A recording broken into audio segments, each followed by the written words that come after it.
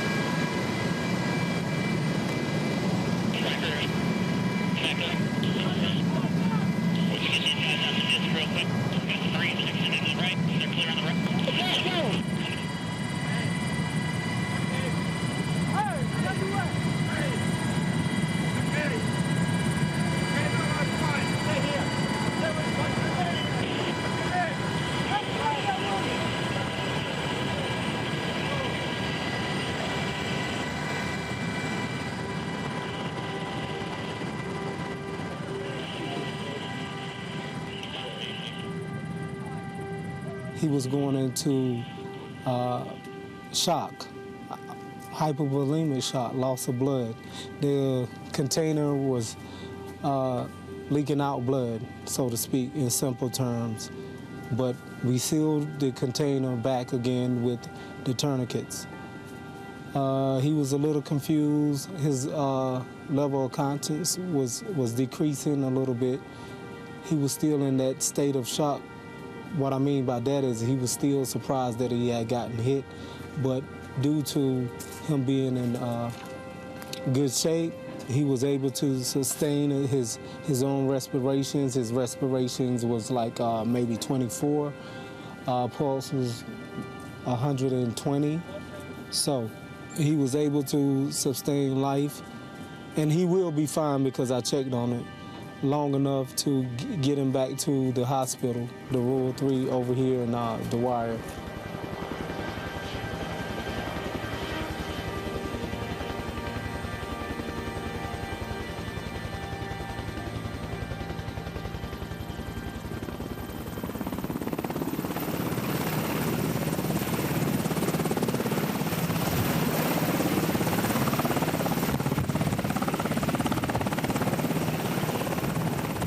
My name is Sergeant Jordan Tyrone. I'm a flight medic at the 1st of the 214th Aviation Regiment out of Germany. We have a motto, striving to save lives, and every day we go out in the wire, we strive to save lives, because that's our mission here.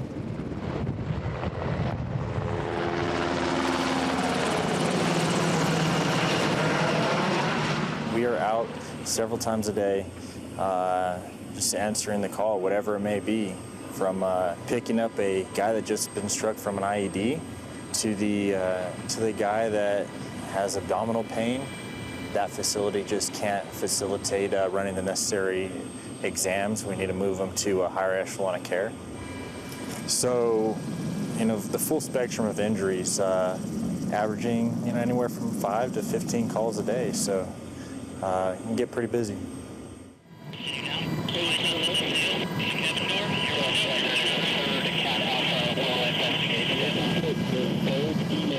It's very disorientating. You don't know where the casualty is. And you'll sort of land into a dust cloud, and the dust starts to settle, and you can then work out what's going on. The medic will have had a conversation sometimes about the nature of the casualty, but not always. And so what you'll have is this briefing in the dust where the soldiers will tell the medic exactly what they've done. Have they applied morphine, how many tourniquets, and what else they may have done to try to stabilize the casualty.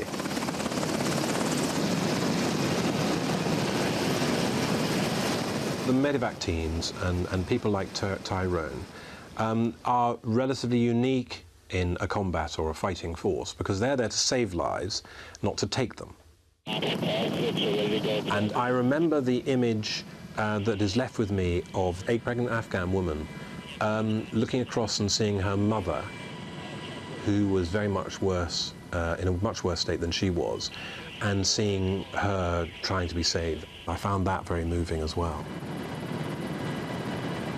A lot of the missions we do are local nationals. The 3 we did today were local national. Probably or roughly about half, if I had to guess. We'll go in for anybody. We go in for locals, we go in for soldiers, we go in for coalition forces, we even go for enemy POW. Everybody was treated equally.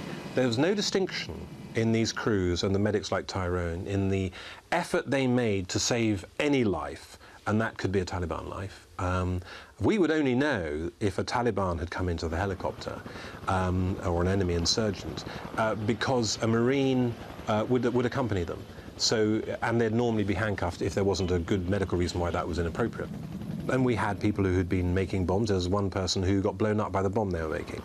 And we'd have quite a few Taliban come into the helicopters. But Tyrone would apply the medical assistance to everybody universally, and that was quite an impressive thing to see.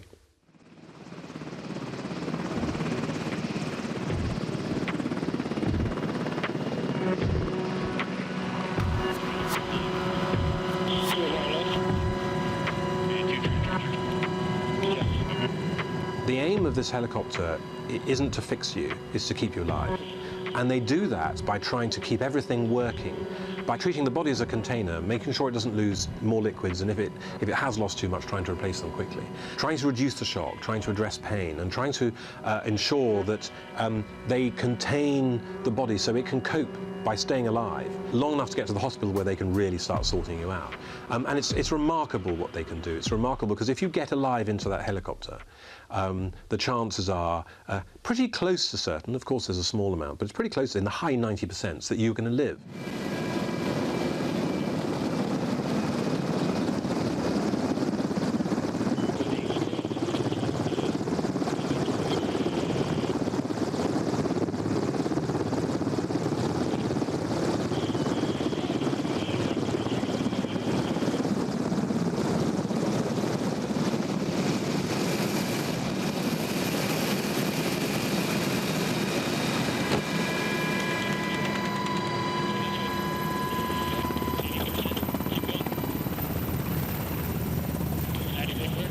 If you look over the history of the conflicts that the U.S. has been involved with over the years, each war we've learned something new.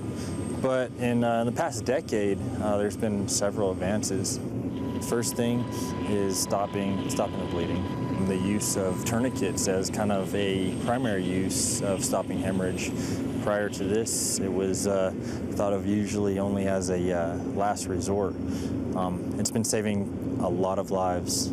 The other things are hemostatic agents, and what those are is just different agents that we can use to form clots on the site of injury. So stopping the bleeding is probably the most important one right now. Airway, that's another thing that if we can manage the patient's airway, they have an increased survival rate. So we're doing right by that. Group we were with, there were actually 6 helicopters, and 3 of them were medical helicopters and had Red Crosses on. The other 3, they're called chase helicopters, and their job is to provide a sort of close protection. And they all have machine guns, and in the event of coming in to pick up a casualty from a hot landing zone where there's still a fight going on, they're there to provide covering fire. Evo, that's South Coast 3 safe on deck. They want us to go first. The guy's running towards us. He's in the start of the swing. And either which way you want to take the zone. Delta, once you have the patient here approved to depart to the west and climb. I'm having. Step 3 captains west and climb. With 30 seconds. Really copy 30 seconds. Just be advised, I got about 1 minute until I'm bingo. I'm on the field right now.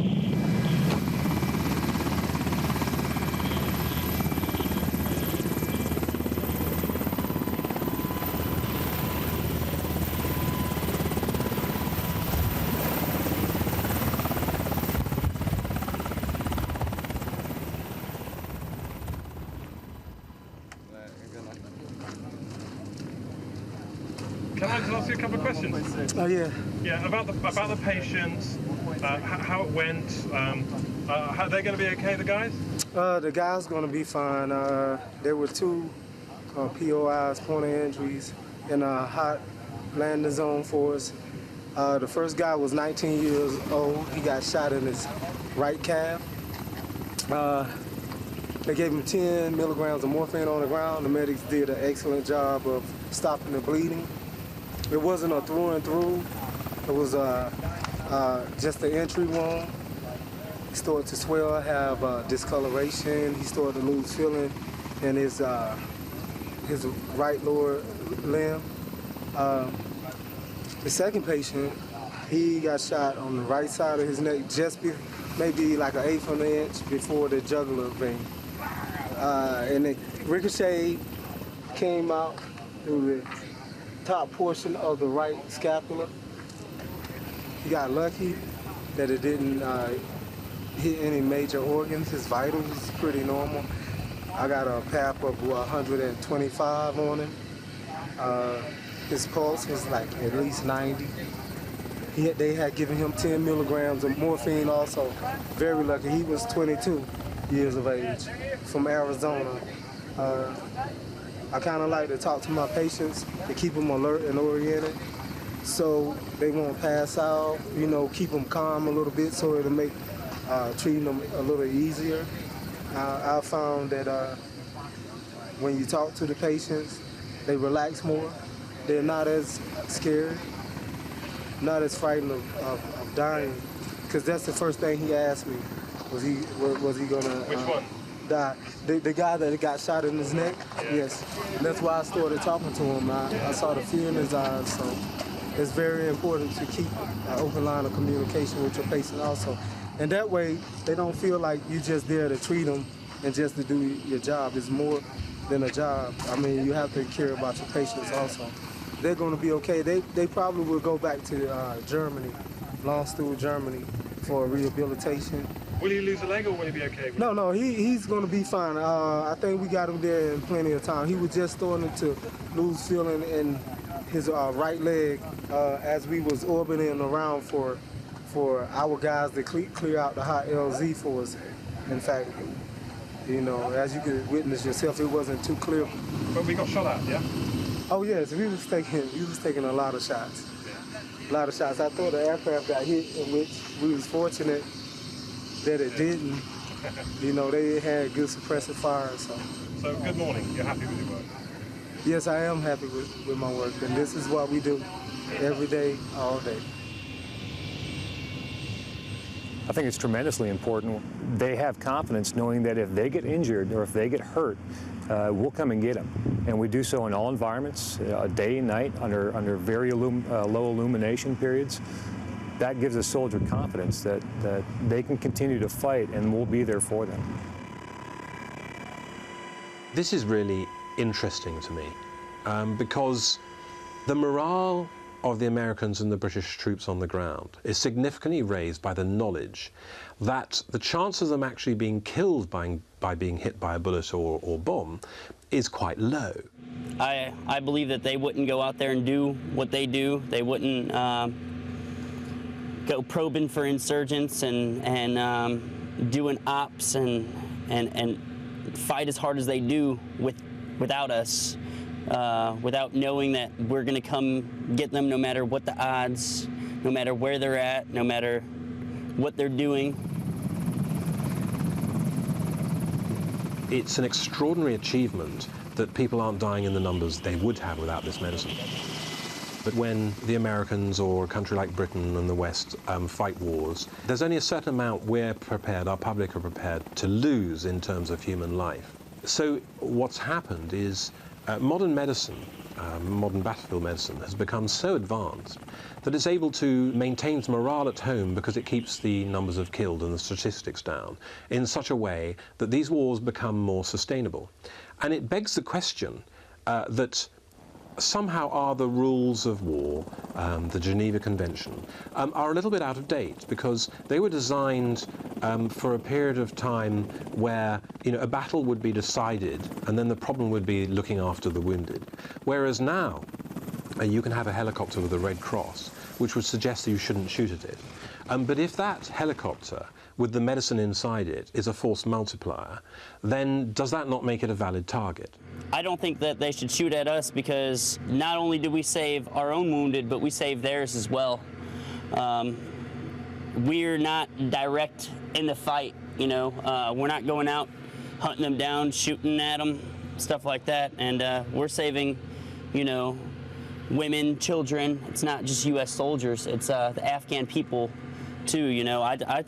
I personally feel that it's wrong that they shoot at us, but what can you do?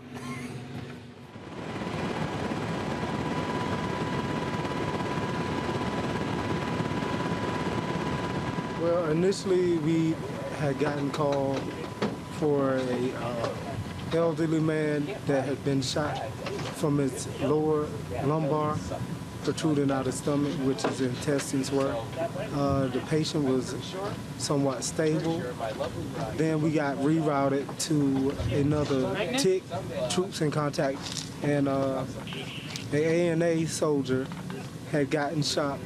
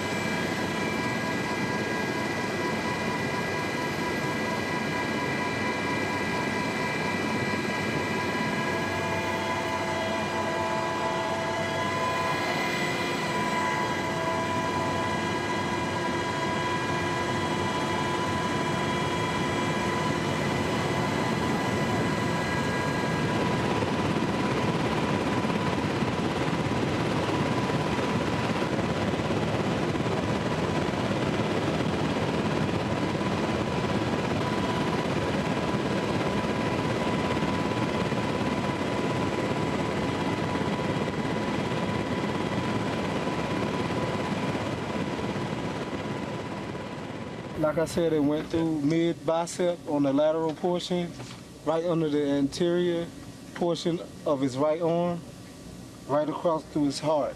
It shot right across his heart, and then came out on the other side. And we tried to revive him, and we got a pulse, got his heart rate back up, but because of the round penetrating his heart, it had busted his heart on the inside, and it bled out on the inside. So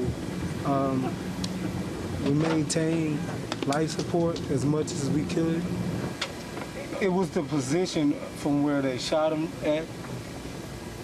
Unfortunately, you know, we can't save everybody, but it's always sad. Losing human life is always sad. And I knew that there wasn't much that we could do with him. He was pulseless, apneic. I mean, he was already gone. We tried to do CPR as long as we could, and we accomplished that. But unfortunately, he was killed on sight, actually. He was killed instantly when the round pierced his heart. So that's the sad thing about what we were fighting against.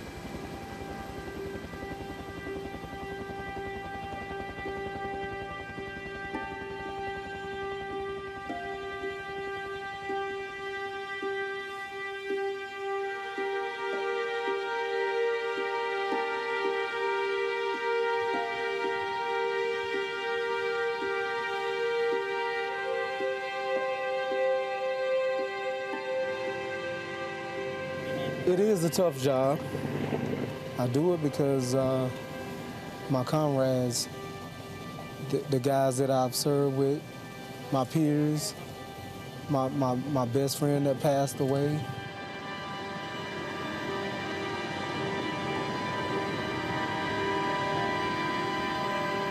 It's a hard job. You lose a lot of time with your family doing this type of job. And they really have to be, I say, hardened to accept that you're gonna be gone.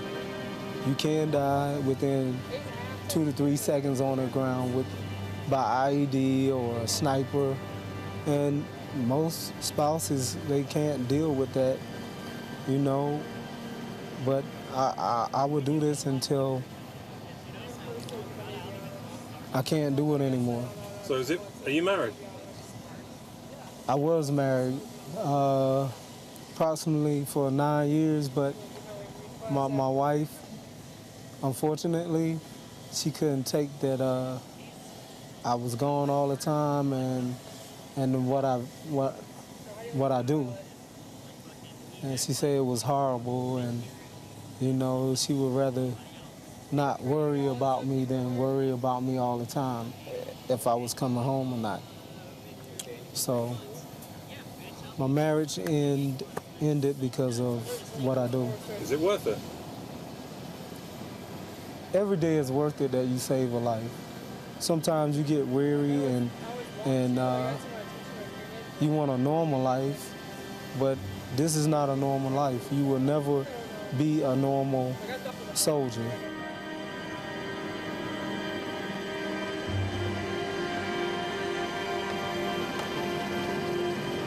I love human life. Human is nothing better than human life. Whether they're your enemy or not, life is life. You can't give life back. You can take life, but you cannot replace life.